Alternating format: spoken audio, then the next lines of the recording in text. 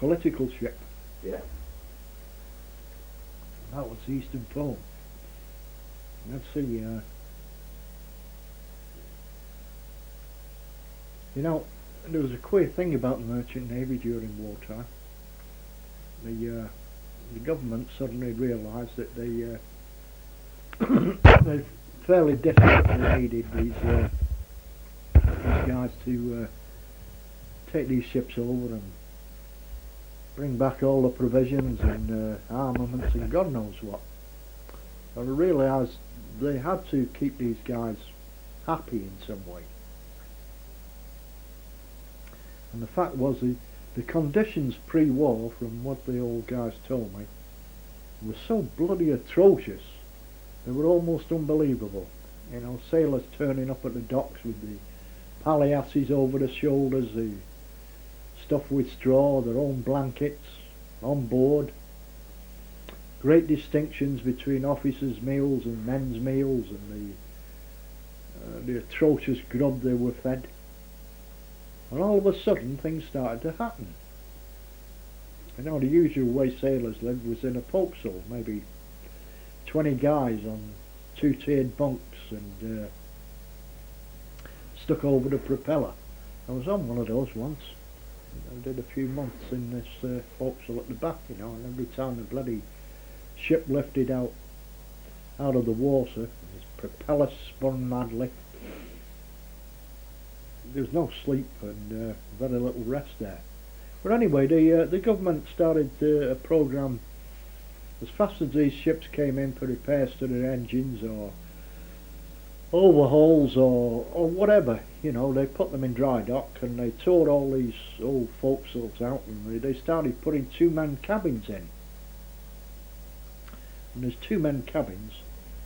They had a little strip of carpet on the floor, a little bed lamp over each bunk, and a little wooden locker for your wardrobe, and a little writing desk. And they were palatial, you know, towards conditions pre-war.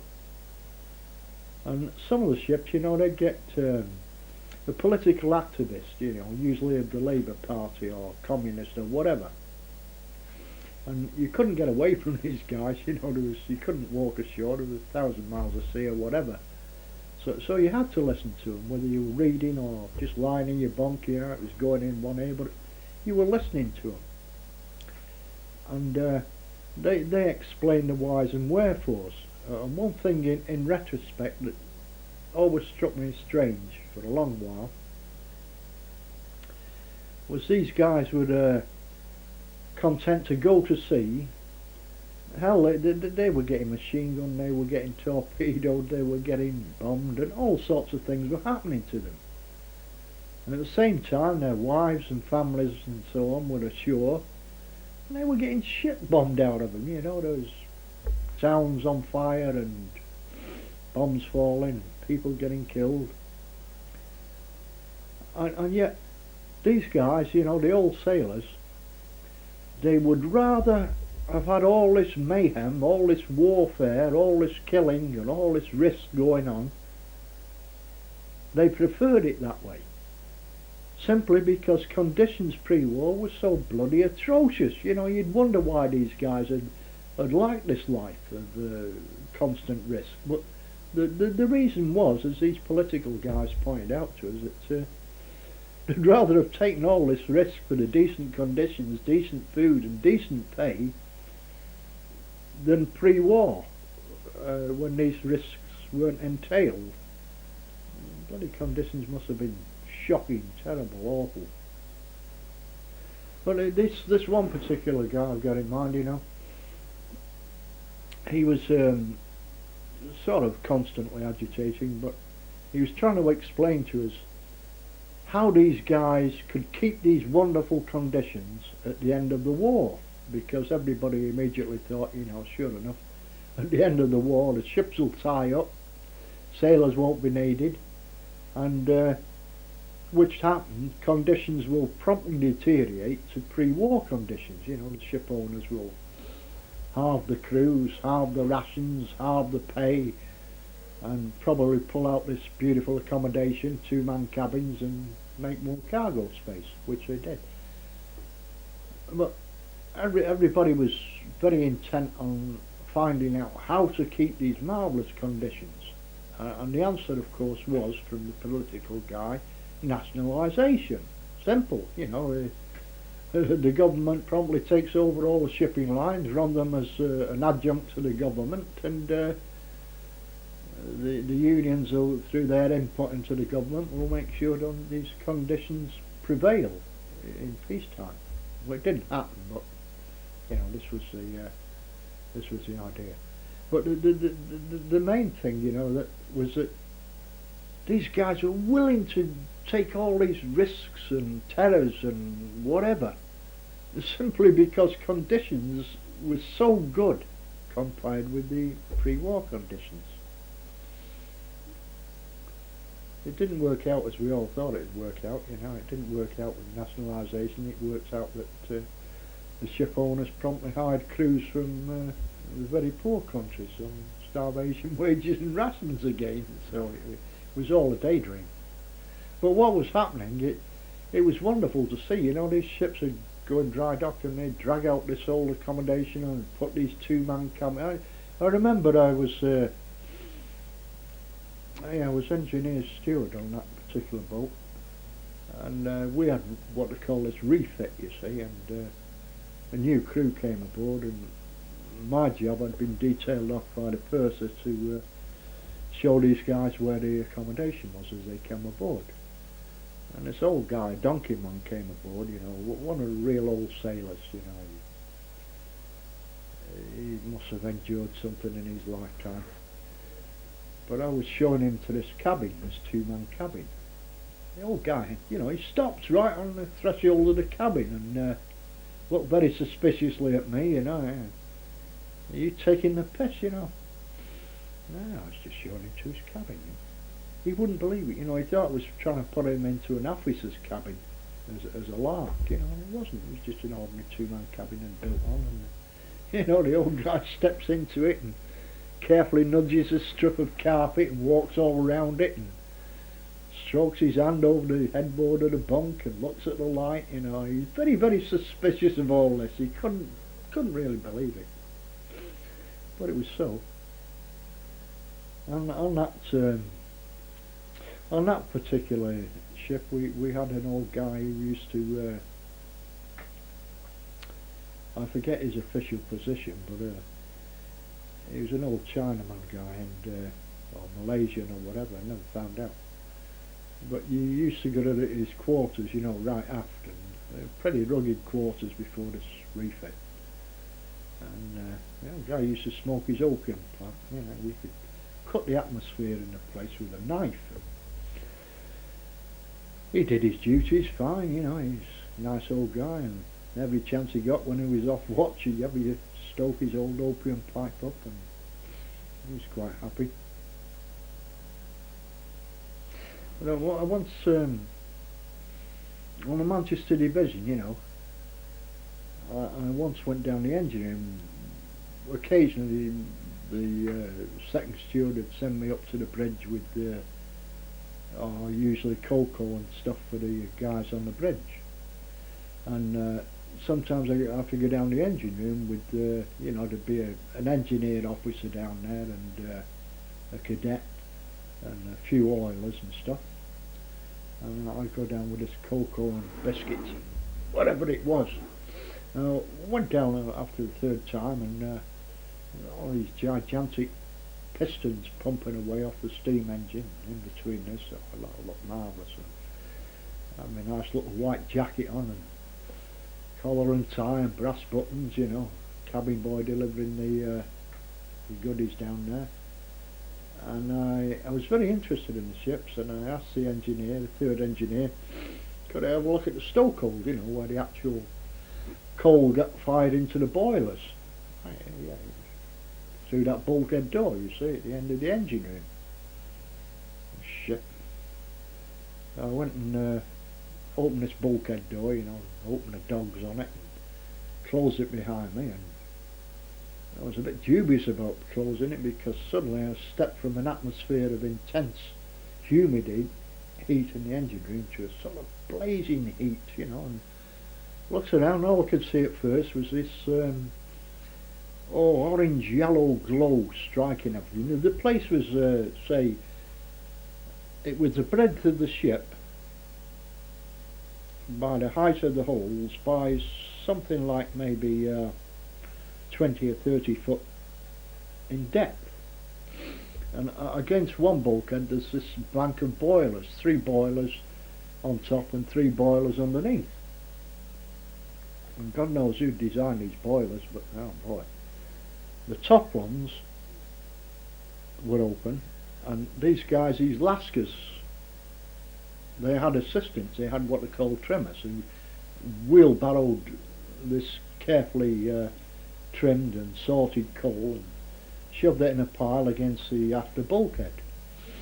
And these Lascars, they'd had great long shovels, and their job was to pick this coal up and fire it into these top boilers, which were about maybe 6 foot above their heads, you see, and they'd fire up these boilers and this huge orange glow and this terrible heat. And all you could actually see of the boilers, or the guys themselves, or whatever, was through a mist of coal dust, you know, worse than even Manchester could produce, you know, just all this glinting coal dust, and this terrible sweat broke out on you. You could hardly breathe in the heat, and the ship's rolling, of course, and pitching constantly, and the floor's greasy and wet, and oh my God. And when these top boilers were stoked up, you see, they opened the bottom ones and the fire doors on the bottom ones, and you know, they had to bend and twist to get it in the get this caught. And that was my first vision of hell, mate, I'll tell you. And these guys did this constantly. I think it was 4 on 8 off, and geez, it was a foretaste of hell, really. It was something I never even imagined could be happening on such a beautiful ship, but it was happening, you know, and that was the way these guys lived their lives. But anyway, this political guy on this Eastern Forum, he pointed out all these things, that if we didn't do something, you know, it would all come back again. Sure enough, it did. But the Lascars didn't come back because the ships were changing over to things like diesel electrics and doing away with steam. But I never imagined there could be such hell aboard a ship. Yeah, that was one thing. But anyway, you know, conditions were so vastly improved that it seemed to the sailors to be worth it to have the war going on. In fact, a lot of us, you know, the young fellas could never envisage the end of the war, because the war was part of our lives. We'd been more or less come into it when we were 12 or 13, and it seemed just a natural part of life. The war would never end for us. But some of the older guys, you know, they realised the war really would end one way or the other. There was never any doubt as to which way it would end, but sure enough it would end. But they looked forward with great trepidation to the end of the war, you know, a return to the old conditions. And I just never imagined the war would end, you know, it was part of life. I never imagined I'd be injured or killed or whatever, you know.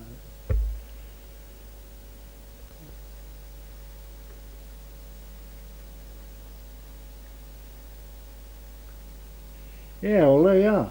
At one point must have been late 43 or early 44, I forget the time, but I joined this Polish ship called the Gdynia. That's a place in Poland, I think about their only seaport. And yeah, it was all very interesting, you know, the great accommodation and everything. Beetroot soup with milk in it, and whole new food to get used to. But it was okay. And the British government, you know, they were fairly devious. They made a point of all these foreign ships that they co-opted for the war effort, you see. They made very sure that the the wireless man, the chief wireless operator, the second, third and the apprentice, they were all British. And there was a few scattering of British, myself and maybe the deck boy and a couple of other guys, British guys. And we were only kids, of course, then. And they only had one way of enforcing orders. You know, you couldn't really shag around at sea. Lots of these boats. This was one of them. She could do 22 knots, and she didn't go in convoy. You see, she went on her own. And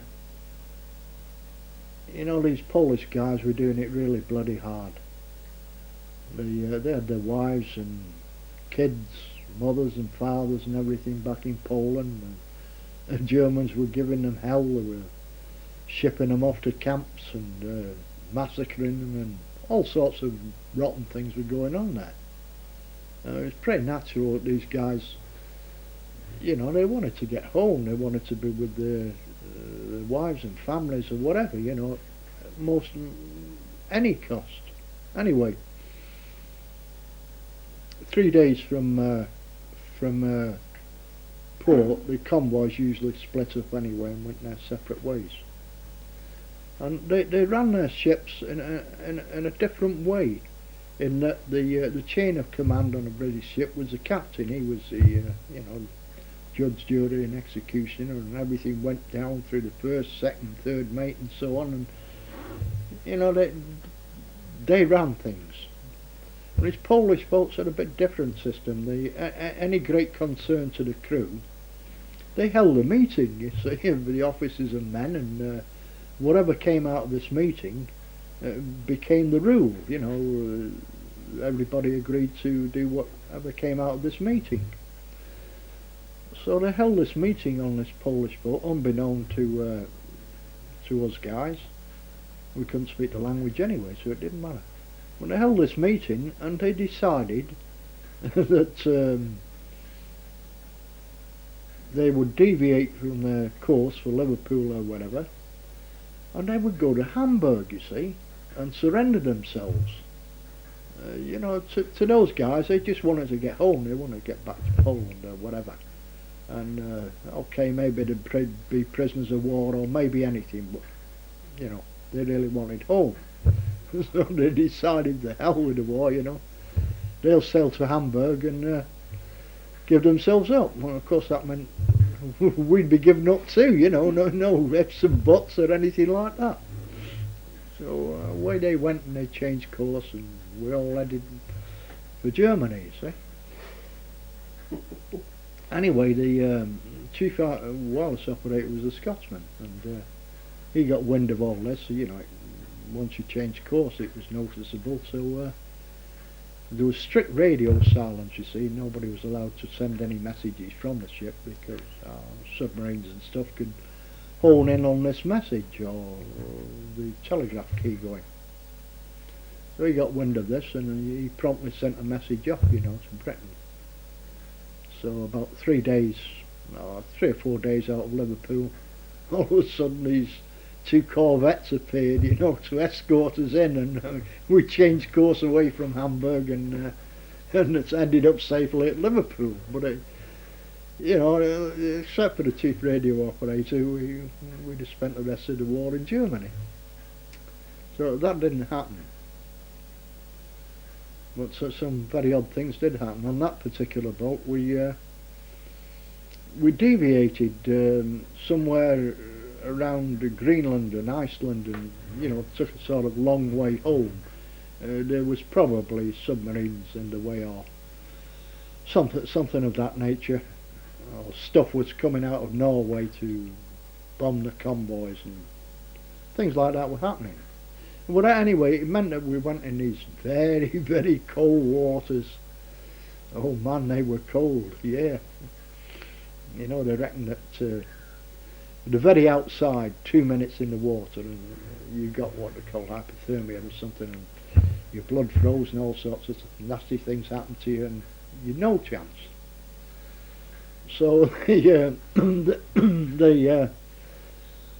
they issued us with these rubber suits. I suppose technology wasn't very good, and perhaps they were the forerunner of modern day wetsuits. But anyway, these suits consisted of a great huge pair of rubber boots attached to this rubber suit, and had a zip up the front, allegedly waterproof zip, and tight round your neck and wrists, you see, and you had gloves to go with it. And it was a pretty perilous part of the voyage, because the second mate came down to us, and there was me, and it was probably either one of the cabin boys. I was assistant steward, and it was one of the cabin boys or a galley boy or somebody in the cabin with me. And we got very strict orders that we were in a perilous part of the ocean, very cold, and submarines around, so we had to sleep in these suits, you see, and we used to get the boots on and zip this thing halfway up, and eventually they allowed us to leave the top part off because we couldn't sleep in them. But anyway, we were there zipped up in these suits. And one of the old guys who knew a thing or two, you know, a Polish guy, he'd been sailing in and out of England all his life, and he was talking to us in the cabin, and he had this suit on, you know. And the conversation came round to, yeah, this is a pretty damn good idea, they're all lined with Kappa and stuff, you know, and pretty good idea, you could swim forever in wine. He said, bullshit, you know. Why? He says, you know what happens, you jump in the goddamn sea with that suit on, mate. He says, it leaks. He says, you mightn't be so bad with an ordinary life jacket on, but he says, you're in the sea with one of them bloody things. He said, it leaks. He says, what happens? He says, the boots fill with water. You slowly fill up with water, you know, and as soon as you fill up with water, you sink. You know, they're the most atrocious things they've ever invented. You know, so we sort of lost faith in all this jumping in the cold water with his suits on. It didn't sound too good, and he was probably right, you know, because there's so much bullshit went on. But anyway, we slept in these suits for a while, and oh God, it was cold, that bloody voyage, I'll tell you. You couldn't go outside and put your hand on anything steel or a horse or anything like that. Bloody hand would stick to it, you know. It was indescribably cold, and I suppose it was a good idea by the authorities. At least it was showing willing, but anyway, this old guy said, you know, don't believe it, mate. You know, get rid of that suit before you jump in the water. You'll last 3 minutes with that thing. You won't last 2 minutes. So, you know, we sailed on, and we got over this little bit of trouble about going to Hamburg. We didn't go there. We went to Liverpool and so on. And anyway, I don't know what happened to the crew. There was big investigations and all that, but as far as the British guys, like, we just signed off and went on the pool again, and went to Smithsea itself and signed on. Oh, I got a tanker again. I was happy with tankers. I got a tanker again after that. I forget the name of it. Could have been the Vocal. But I remember on that voyage, no, that voyage, the Vocal would be earlier than 43. Anyway, whatever year, we're coming into Liverpool one night. It was night time, and there was hell going on in Liverpool. There was a big bombing raid. There often was, you know, on these docks and everything. Shit. It was like a fireworks display, you know. All you could see were these fires and bloody rockets going up, and star shells bursting, anti-aircraft stuff, and not much noise because we were fairly distant. But the whole place was completely lit up. The whole docks was like a. There were probably separate fires, but the whole dock seems to be aflame, you see, and these bloody aircraft were dropping bombs all over the place, and I mean, we had a bleeding loaded tanker, light crude, you know, the sort of floating bomb. And these crazy bastards proposed that we sail into this dock area, you know, and load this oil while all this was going on, you know. No way, man. But we bloody well did. And fortunately, the oil dock was separate from the coal docks and the main docks and whatever. So we sailed into this lot, you know, no messing. And the nearer we got, of course, the more fantastic it all seemed. You know, you just can't sail a bomb into this. We did, and we tied up, and oh, the bloody docks were ablaze, and these great. It didn't take long actually for the tanker to unload. 18 hours or so, you know. These guys come aboard and dockers and that, and touched up the hoses, and the crew opened the valves and whatnot, and that's all we went ashore, and all this mayhem was going on all the time, you know. It was incredible, you know. And anyway, we did unload while it was all going on, and daylight came, and lots of smoke, and you couldn't see Liverpool or anything, and we're pumping this bloody stuff out and getting lighter. And sod me, night time came, the same thing happened. You see, these guys from Germany came over again and unloaded bombs and incendiaries, a whole lot. You know, it all started all over again.